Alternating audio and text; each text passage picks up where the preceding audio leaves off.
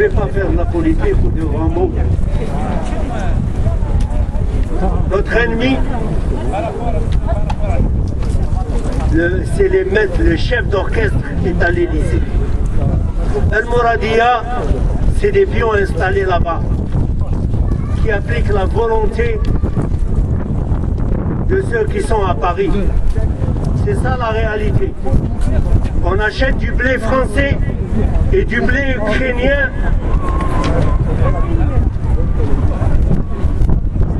qui vient de Tchernobyl. Vous savez ce qui s'est passé là-bas. J'avais 6 sœurs. Moi, on va descendre à terre. J'avais 6 sœurs. 3 sont mortes du cancer, du foie. La 4e est en train de lutter, la plus jeune, contre le cancer. On nous importe de quoi tuer notre peuple, des produits périmés, vendus à grand prix. Du blé, il y en a à gogo au sud. Et ils ne veulent pas qu'il soit transporté au nord. C'est des réalités. Quelqu'un parlait de la crise sanitaire, de la crise sociale, de la crise politique. Et il y a une faillite générale de traîtres qui sont à la tête de l'État. C'est ça la réalité. La transition, Gaïd Salah et Tebboune, ils ont dit, il n'y a pas de transition. Mais leur maître a dit, vous êtes là-bas pour la transition. Le chef d'orchestre, c'est moi. Fatouche. Aujourd'hui, ils ne peuvent pas venir au grand jour avec une délégation gouvernementale de 10 gros ministres. Ils viennent en silence. En silence, un chef d'état-major de l'armée française qui rencontre le petit croupion d'El Mouradia ou de là-haut là-bas pour confirmer qu'on va envoyer nos enfants à la mort avec 300 €. Et on donne aux généraux, bien sûr, pour chaque soldat 2000 €. Ils vont lutter contre qui? Personne ne l'a dit.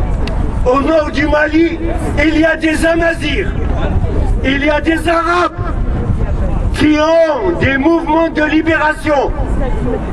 C'est des mouvements de libération. C'est eux qui ont tué 51 soldats français parce qu'ils veulent les écraser et imposer un régime pourri. Savez-vous que le Mali produit 250 tonnes d'or par an? Il n'y a pas d'or à Bamako.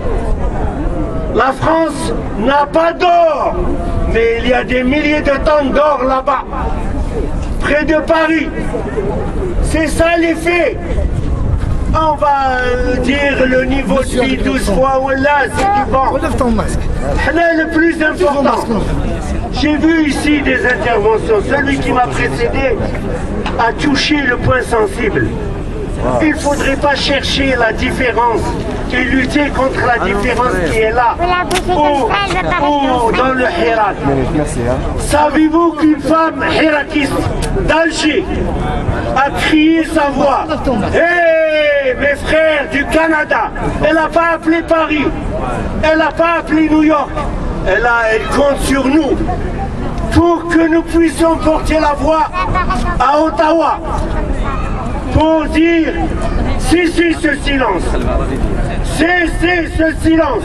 Trudeau, Champagne, cessez ce silence, cessez votre soutien à ces criminels. Bien sûr, ils envoient des virements. Vous les avez estimés il y a 2 ans à 750 millions de dollars. Aujourd'hui, combien sont-ils? Ils achètent, et vous voyez les prix des logements ici qui s'élèvent. Ce sont eux qui achètent. J'ai rencontré des étudiants. C'est des enfants Tahoum. Ils sont là. Il faut cesser ce silence.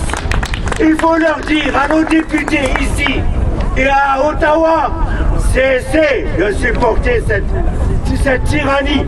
Vous parlez de démocratie, c'est faux. Vous avez assassiné dans l'histoire les premiers peuples de ce pays autochtone. Vous continuez à imposer des dictatures dans nos pays. Il faut que ça cesse. Salam alaikum.